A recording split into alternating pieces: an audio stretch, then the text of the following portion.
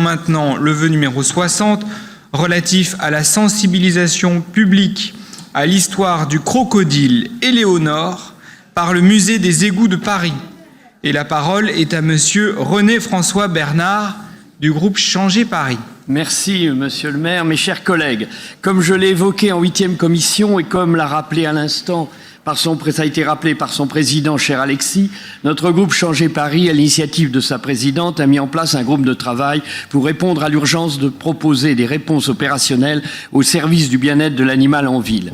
Co-animé avec Anne Biraben, avec nos autres collègues conseillères et conseillers de Paris, nous avons procédé à des auditions de philosophes, d'associations, PAS, l'ASPA, la SPA, organisé des visites sur le terrain. Nous sommes tous convenus de proposer en 8e commission, auquel participe l'adjoint à la maire de Paris, chargé notamment de la condition animale, 6 vœux dont nous sommes convaincus de l'urgence pour répondre aux besoins qui sont remontés à nous. Ils vous seront proposés par nos collègues. Pour ma part, je me suis réservé en guise d'illustration symbolique la mémoire d'un animal particulier, variété très spéciale de liminaire et qui hante encore la mémoire de nos égoutiers. Au-delà de quelques histoires similaires dans le monde, si l'on dépasse les légendes urbaines qui en ont découlé, un crocodile a bien été retrouvé dans les égouts de Paris en 1984. Nous ne rêvons pas, les égouts et leur écosystème ont réellement accueilli un crocodile du Nil de près de 80 cm, baptisé Éléonore Durand, près d'1 mois. À l'heure où la cause animale devient un sujet prégnant de notre société, cette histoire a le mérite de nous interpeller à plusieurs titres. Tout d'abord, les égouts de Paris sont un lieu qui à la fois fascine le public, l'intrigue, voire l'inquiète. Partant de ce constat, le musée des égouts accomplit déjà remarquablement sa mission, qui est de faire découvrir ce lieu unique. L'histoire du crocodile Éléonore suscite cette même peur de l'inconnu, mêlée de curiosité et mérite à ce titre d'être mise en lumière à proximité du musée.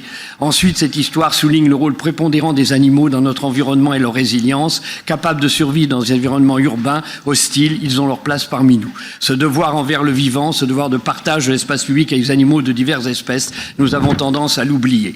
Enfin, il nous paraissait logique aussi de vouloir mettre en avant l'histoire du crocodile Éléonore en cette fin d'année 2021. Résidente d'un établissement spécialisé pour les reptiles de Pierrelatte, elle est morte au mois de mai dernier après avoir vécu d'abord une vie paisible dans un parc en Bretagne car agressée par ses nouveaux compagnons. Un hashtag MeTooAnimal aurait pu être lancé. Ceci nous montre bien combien la cause animale rejoint la cause humaine, comme elle constitue une part devenue essentielle de notre humanité. Je vous remercie.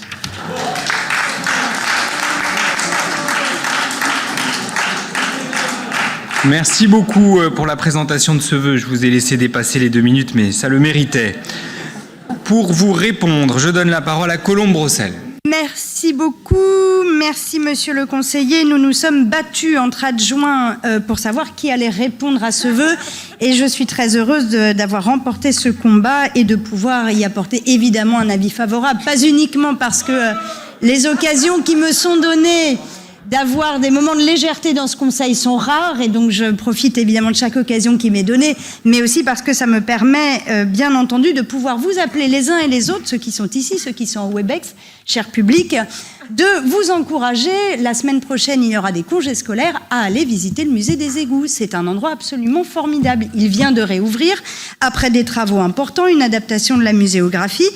Il a déjà reçu près de 15 000 visiteurs depuis le 23 octobre. Je ne vous passe pas... On a un nombre d'abonnés sur notre compte Instagram. Oui, nous avons un compte Instagram du musée des égouts. Nous ne nous refusons plus rien. Absolument incroyable, absolument incroyable.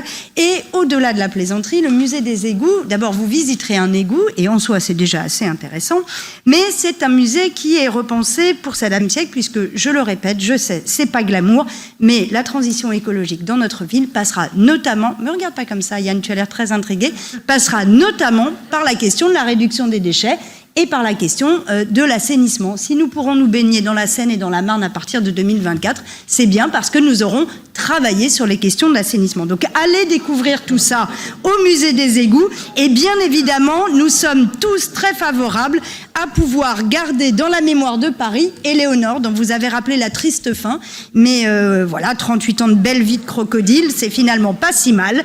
Et nous garderons évidemment trace de son passage éphémère dans les égouts de Paris, mais comme quoi la qualité des égouts avait permis à Éléonore de pouvoir y survivre quelque temps. Merci à vous de ce vœu.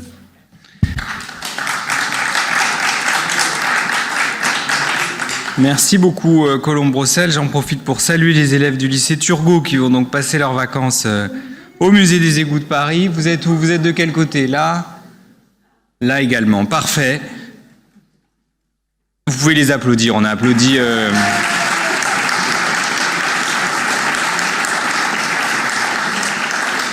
On a applaudi le crocodile Éléonore, on peut aussi quand même applaudir les élèves. Je mets donc aux voix le vœu numéro 60 du groupe Changer Paris avec un avis favorable de l'exécutif. Qui est pour, qui est contre, qui s'abstient, il est adopté dans une belle unanimité.